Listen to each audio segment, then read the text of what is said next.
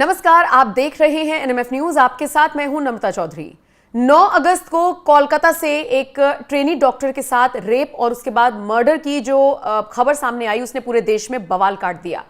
खबर बंगाल से थी, लेकिन इसका विरोध बिहार में देखा गया, उत्तर प्रदेश में देखा गया, झारखंड, जो राज्य आप जांचेंगे वहां पर आपको दिखाई देगा कि लोगों में रोष था। और ये लोग हर तरीके के थे, हर वर्ग के थे। स्टूडेंट्स में अलग रोष था, डॉक्टर्स ने अलग से हड़ताल कर रखी थी, आम जन अलग से परेशान था और सबकी एक ही मांग थी कि इस केस में तो सख्त से सख्त सजा हो ही, साथ ही साथ ऐसा कानून बनाया जाए कि आने वाले वक्त में किसी बहन बेटी की इज्जत इस तरीके से तार तार ना हो।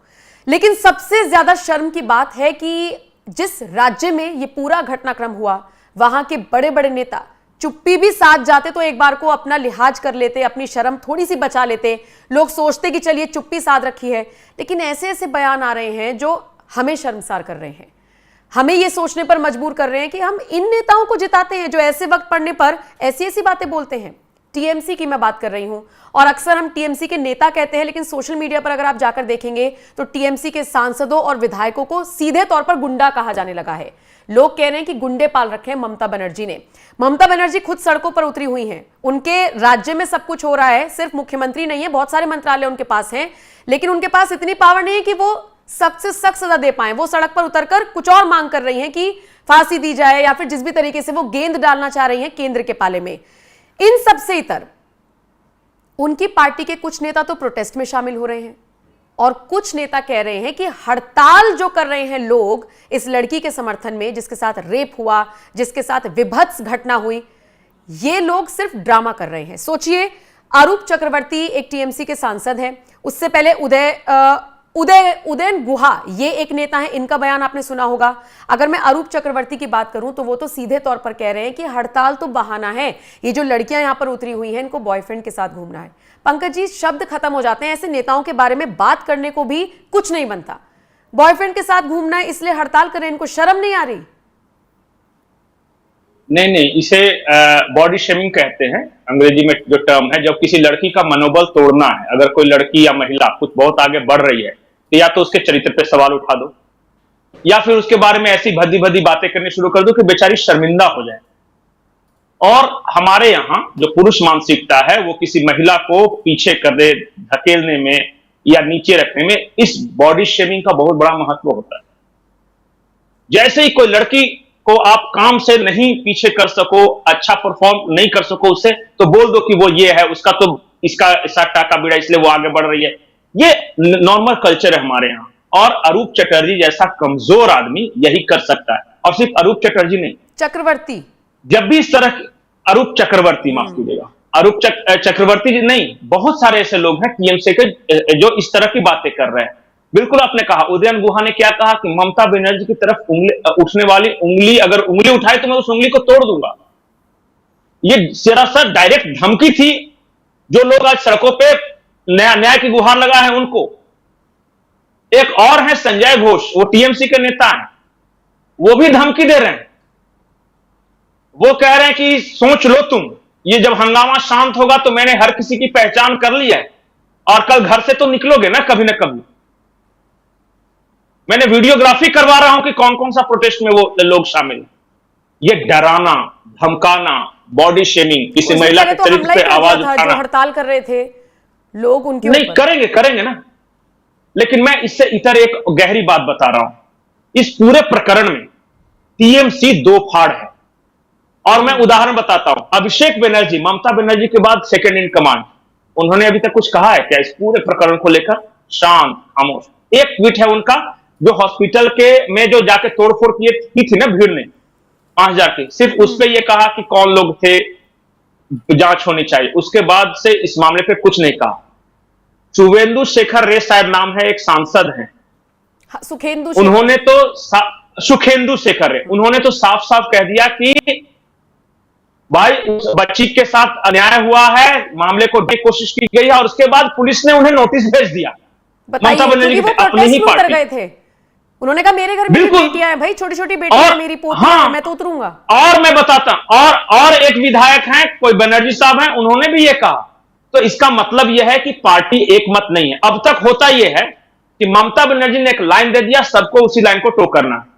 इस बार कंफ्यूजन है और कहा यह जा रहा है कि ये सारे लोग जो प्रोटेस्टर्स का साथ दे रहे हैं ये अभिषेक बनर्जी के लोग हैं। ममता बनर्जी, अभिषेक बनर्जी में सब कुछ ठीक नहीं है, खास करके इस मामले को लेकर। टीएमसी के बहुत सारे लोग ये भी कहते हैं कि इस मामले को अच्छे से हैंडल नहीं किया गया। अब पूछिए कि क्यों कॉन्फ्लिक्ट है।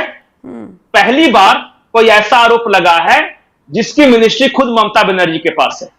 अब तक जितने भी भ्रष्टाचार के आरोप लगते रहे, इनडायरेक्टली और डायरेक्टली वो अभिषेक बनर्जी तक जाकर रुकते थे। ये हेल्थ मिनिस्टर पहली बार अभिषेक बनर्जी, बिल्कुल बिल्कुल। अब अभिषेक बनर्जी एंड टीम को यह लग रहा है कि जब अभिषेक बनर्जी फंसता था तो ममता तो बड़ा ईमानदार होकर निकल जाती थी कि जो किया भतीजे ने किया, हमने कुछ नहीं किया। अब बुआ फंसी है तो थोड़ा सा रगड़ो, इस वजह से यह सारा कुछ हो रहा है। तो पहली बार टीएमसी के अंदर दो फाड़ हो रहा है। एक बात और जो कि बंगाल की राजनीति को समझने वाले बताते हैं, कुछ बात हो रही थी, वो ये कह रहे थे कि जो संदेश खाली वाला मामला था, संदेश खाली वाला मामला गांव गरीब की बेटी का मामला था, ट्राइबल्स की बेटी का मामला था। हमारे देश में गरीबों के साथ जब भी कोई मुद्दा उठाएगा ना तो उतना हाईलाइट नहीं होता। ये कोलकाता भद्रलोक का मुद्दा है, ये उस मिडिल क्लास का मुद्दा है जो हमेशा से ममता बनर्जी और टीएमसी के साथ रही है। डर से, खौफ से, ये नौकरी पेशा लोग हैं, इन्हें ये बोलते हुए भी आसपास देखते हैं कि कहीं कोई पड़ोस वाला सुन तो नहीं रहा, कहीं किसी टीएमसी दफ्तर में जाके शिकायत तो नहीं करा। अब ये लोग सड़कों पर हैं। ये बहुत बड़ा चेंज है। कल पता है, कल रात में आपने बंगाल के इतिहास में नहीं देखा होगा ऐसा, आजादी के बाद से इतने सारे लोग कल we want justice, we want justice रात 2 बजे तक नारे लगा रहे थे। ये कभी नहीं हुआ। नंदीग्राम में ममता बनर्जी तब सफल हुई जब महाश्वेता देवी और ये सब वगैरह जो बंगाली भद्रलोक हैं और जो लोग थे जिनके साथ जुड़ना शुरू हुए। संदेश खाली में बीजेपी फ्लॉप है या फिर मैं राजनीतिक नहीं, लेकिन पीपल्स अपराइजिंग बंगाली भद्रलोक का, कलकत्ता का मिडिल क्लास का ये अपराइजिंग है। इसलिए ममता बनर्जी डरी हुई है क्योंकि ये उन्हीं के बीच रहती भी हैं। आस पड़ोस, नाते, रिश्तेदार सब वही भद्रलोक से हैं और वो कह रहे हैं कि इस बच्ची के साथ ठीक नहीं हुआ, इस बच्ची के मामले को दबाने की कोशिश की गई। और डिफेंस क्या दिया जा रहा है? एक सागरिका घोष है, वो राजदीप सरदेसाई की वाइफ, वो कल से क्या हंगामा करे पता है कि नैरेटिव फ्लॉप हो गया, पेल्विक गर्डल नहीं टूटा था, पेल्विक गर्डल नहीं टूटा। मैंने गजब बेशरम औरत है, रेप हो गया उसकी चिंता नहीं है, ये जस्ट इस बात का मना रही है कि पेल्विक गर्डल नहीं टूटा था और वो लोग झूठ बोल रहे थे। ये पढ़ी लिखी महिला, अंग्रेजी बोलने से कोई समझदार हो जाए इसकी कोई जरूरी नहीं। बहुत सारे मैंने एक से एक उज्जड लोगों को अंग्रेजी में फटफट करते देखा और कई बार हिंदी बोलने वाले बड़ी समझदारी की बात कर देते हैं या बंगाली बोलने वाले। ये बताइए, इतने बड़े एडिटर की वाइफ जो कि खुद भी एडिटर रह चुकी है, वो इस बात का जश्न मना रही कि पेल्विक गर्डल नहीं टूटा, कॉलर बोन्स नहीं टूटा। अरे जबकि उसी ऑटोप्सी रिपोर्ट में कहा गया है कि ब्रूटल रेप है ये, इसे रेप हुआ उसकी चिंता नहीं है, उसका दुख नहीं है। पेल्विक गर्डल नहीं टूटा और बीजेपी वाले झूठ बोले थे उसकी खुशी है। ये इस तरह का डिफेंस किया जा रहा है इस मामले को लेकर। किसे नहीं पता था कि वो संजय घोष भ्रष्टाचारी है? कई मामले फाइनेंशियल फ्रॉड के आए हैं, आज ममता बनर्जी को पता चला और ममता बनर्जी ने जांच के लिए किसे बैठाया है? बंगाल पुलिस को। बंगाल पुलिस इकोनॉमिक ऑफेंसेस की जांच कब से करने लगी भाई? उसके लिए इकोनॉमिक ऑफेंस विंग है, मतलब फिर से वही पुलिस जांच करेगी जो इनके पेट है, पालतू है। ठीक है, ठीक है। तो बंगाल से जिस तरीके की खबर आई उससे ज्यादा अब दुखदाई लगता है कि अभी भी किस तरीके की मानसिकता वाले लोग टीएमसी में भरे हुए हैं। जैसा कि जिक्र पंकज जी ने भी किया कि इस चीज की चिंता नहीं है कि किसी लड़की के साथ रेप हुआ है। वहां के नेता ये कह रहे हैं, पहले तो बात तो धमकी दे रहे हैं जो लोग हड़ताल कर रहे हैं, उनसे ये कह रहे हैं कि अगर आप इस तरीके से हड़ताल पर जाएंगे और आपके साथ कुछ हो गया तो उसकी जिम्मेदारी हमारी नहीं। और दूसरी बात, सागरिका घोष जैसे लोग जो मतलब ये बिल्कुल जिसे कहते हैं स्पीचलेस वाली बातें हो गई हैं कि अब आप कुछ नहीं बचा है कहने के लिए। खैर, इस वीडियो को लेकर और जिस भी तरीके के रिएक्शंस आ रहे हैं टीएमसी नेताओं की तरफ से इस पूरे मामले को लेकर, उस पर आप क्या राय रखते हैं? कमेंट सेक्शन में अपनी राय हमें जरूर दीजिएगा। पंकज जी, शुक्रिया मेरे साथ जुड़ने के लिए। नमस्कार।